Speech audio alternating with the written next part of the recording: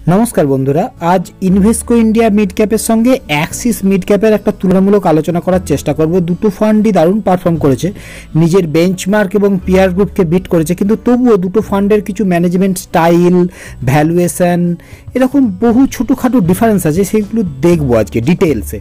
তাহলে প্রথমে কি করব, দুটো ফান্ডকে ওভারল্যাপ করে পারফরম্যান্সটা চেক করে নেব। তারপরে দেখব দুজনের বেঞ্চমার্ক আলাদা, বেঞ্চমার্ক কম্প্যারিজন করব, করে পোর্টফোলিওতে ঢুকবো। পোর্টফোলিও দেখব দুটো অ্যাঙ্গেল থেকে। তারপরে দেখব পোর্টফোলিও থেকে যে স্ট্যাটিস্টিক্যাল ডেটাগুলো বেরিয়ে আসে, এসডি, বিটা, আলফা, যেগুলোকে আমরা রিস্ক রেশিও বলি, এবং পিইপিবি। এবং শেষকালে আমরা যাব ওভারল্যাপিং ইস্যুতে দুটো ফান্ডের মধ্যে কতটা সেম পোর্টফোলিও হোল্ড করছে। তাহলে প্রথমেই দেখে নিই ফান্ড ভার্সেস ফান্ড, তারপরে দেখব ফান্ড ভার্সেস তার নিজের বেঞ্চমার্ক, কারণ ফান্ডের সঙ্গে তো ফান্ডের কোনো কম্পিটিশন থাকে না, কম্পিটিশন থাকে তার বেঞ্চমার্কের সঙ্গে। এক বছরের চার্ট যদি আপনারা দেখেন, ইনভেস্কো স্লাইটলি বেটার পারফর্ম করছে। 5 বছরের চার্টে দেখুন ইনভেস্কো আগে বেটার পারফর্ম করছিল অ্যাক্সিসের থেকে, কিন্তু একটা ইনফ্লেকশন পয়েন্ট আপনি পাবেন, অনেকবারই পাবেন এই আলোচনাতে।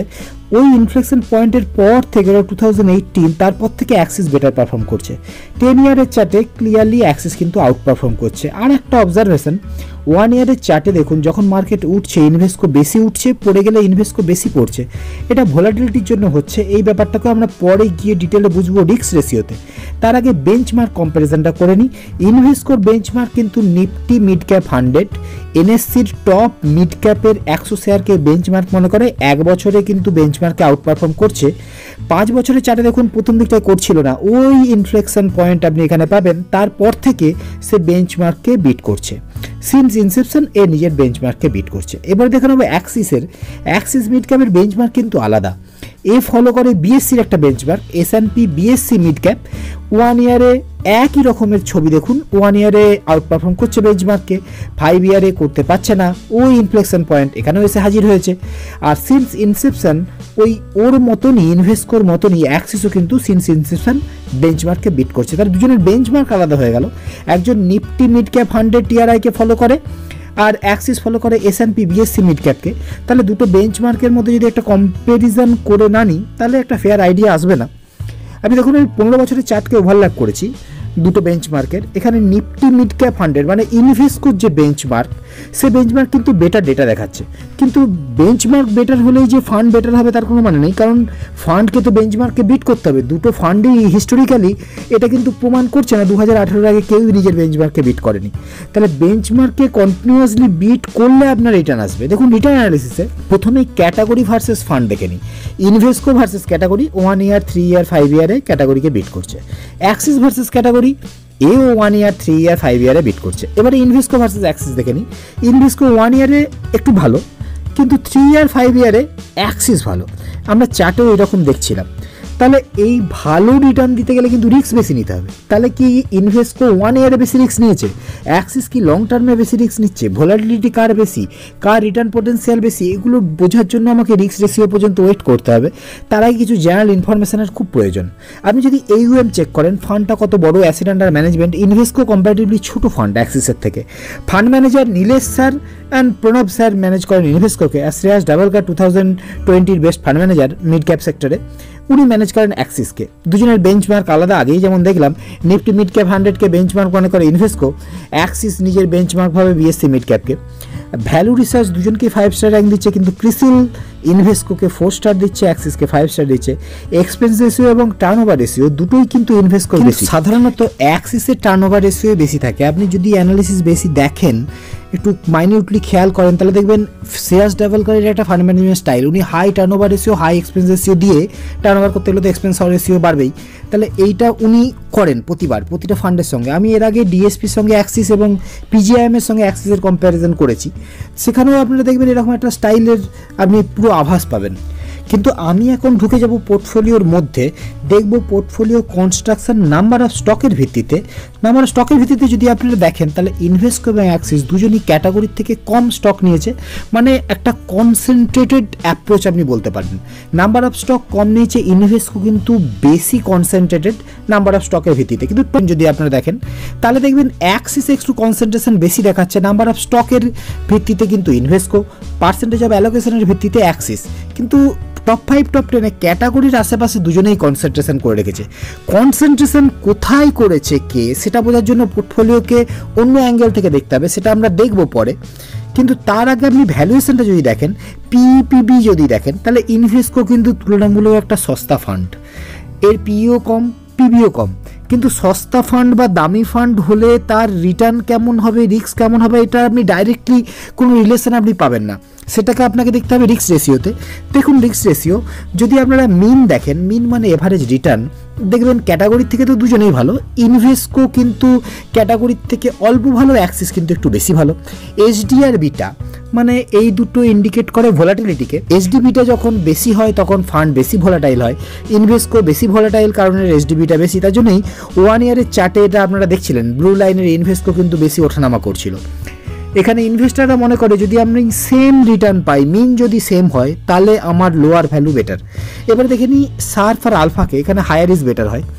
সার্ফ বলে আপনার ফান্ড রিটার্ন জেনারেট করার জন্য কত রিস্ক নিচ্ছে, হায়ার ইজ বেটার তো অ্যাক্সিস বেটার।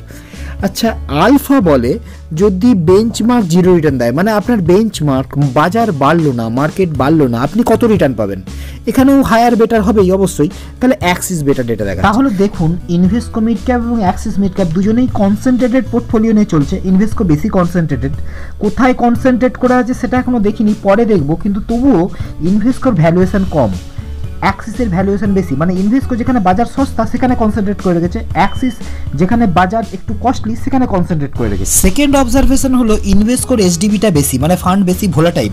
তাহলে একজন ইনভেস্টর কেন ভোলাটিলিটি নেবে, যখন সে মিন বেশি পাবে, কিন্তু ইনভেস্টকো তার ডেলিভার করছে না।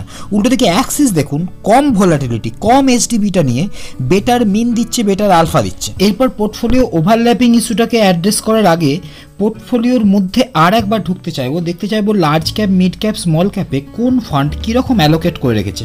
এখানে প্রথমে অ্যাক্সিসকে যদি আপনি দেখেন, ক্যাটাগরির থেকে অ্যাক্সিস লার্জ ক্যাপ অনেক বেশি নিয়ে রেখেছে, আর মিড অ্যান্ড স্মলকে একসাথে দেখুন অ্যাক্সিস কম নিয়ে রেখেছে ক্যাটাগরির কম্প্যারিজনে। তাহলে অ্যাক্সিস একটু ডিফেন্সিভ প্লে করতে চাইছে। উল্টো দিকে ইনভেস্টকো দেখুন লার্জ ক্যাপ কম নিয়ে রেখেছে, মিড অ্যান্ড স্মল একসঙ্গে বেশি নিয়ে রেখেছে। তাহলে ইনভেস্টকো বেশি মিড অ্যান্ড স্মল নেওয়া একটা রিস্কি, তুলনামূলক একটা রিস্কি স্ট্র্যাটেজি নিয়ে চলছে, এবং স্বাভাবিকভাবেই ইনভেস্টকোর mid and small cap exposure তার এসডিবিটাকে বাড়িয়ে দিয়েছে। তাহলে এসডিবিটা বেড়ে গেছে, ফান্ড বেশি ভোলাটাইল হয়ে গেছে। আপনারা এক বছরের চার্টেও সেটা দেখেছেন যে ফান্ড বেশি ভোলাটাইল। তার সঙ্গে ফান্ড কিন্তু 2.5% রিটার্নও বেশি বার করে নিয়েছে শর্ট টার্মে, 1 ইয়ারে। এবারে আপনারা আরেকটা ব্যাপারে একটু দেখুন, স্মল ক্যাপ অ্যালোকেশন ইনভেস্টকোর কিন্তু অনেক বেশি অ্যাক্সিসের থেকে। এইটাও একটা কারণ লাস্ট 1 ইয়ারে রিটার্ন বেশি হওয়ার। স্মল ক্যাপ 8 মান্থে রিটার্ন দিয়েছে 55%, আউট পারফর্ম করেছে সমস্ত ইন্ডেক্সকে।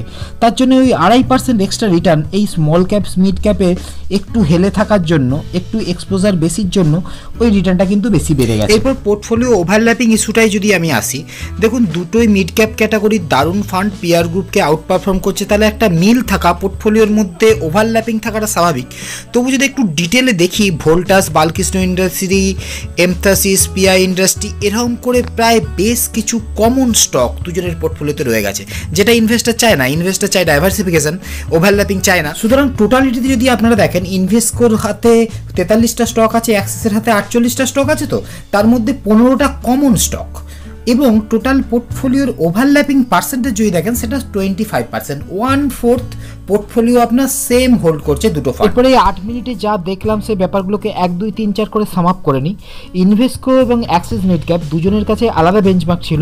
ইনভেস্টকোর কাছে বেটার বেঞ্চমার্ক ছিল, তবু 3 বছর 5 বছরে অ্যাক্সিস তাকে বিট করে দিয়েছে। আপনারা যদি পোর্টফোলিওর মধ্যে ঢোকেন, দুজনেই কনসেন্ট্রেটেড পোর্টফোলিও নিয়ে চলছে। ইনভেস্টকো বেশি কনসেন্ট্রেটেড, ইনভেস্টকো কনসেন্ট্রেট করে আছে মিড অ্যান্ড স্মল ক্যাপে বেশি কম্পারেটিভলি, তার জন্য এর এসডিবিটা বেড়ে গেছে। কিন্তু বাড়া এসডিবিটা বেশি ভোলাটাইল ফান্ড হয়েও এ মিন কিন্তু বেশি জেনারেট করতে পারছে না। উল্টো দিকে অ্যাক্সিস দেখুন, অ্যাক্সিসও কনসেন্ট্রেটেড কিন্তু এ লার্জ ক্যাপে কনসেন্ট্রেটেড, তার জন্য লার্জ ক্যাপের ভ্যালুয়েশন বেশি বলে এর পিইবি বেশি, কিন্তু এর এসডিবিটা কম, এ কম ভোলাটাইল হয়েও কিন্তু বেশি মিন জেনারেট করছে। এরপরে আপনি যদি পোর্টফোলিও ওভারল্যাপিং ইস্যুটা দেখেন, দুজনের কাছে 43টা 48টা মানে 45টা গড় স্টকের মধ্যে 15টা স্টক, এবং পোর্টফোলিওর পার্সেন্টেজ হিসাবে 25% পোর্টফোলিও টোটাল ওভারল্যাপ হয়ে আছে।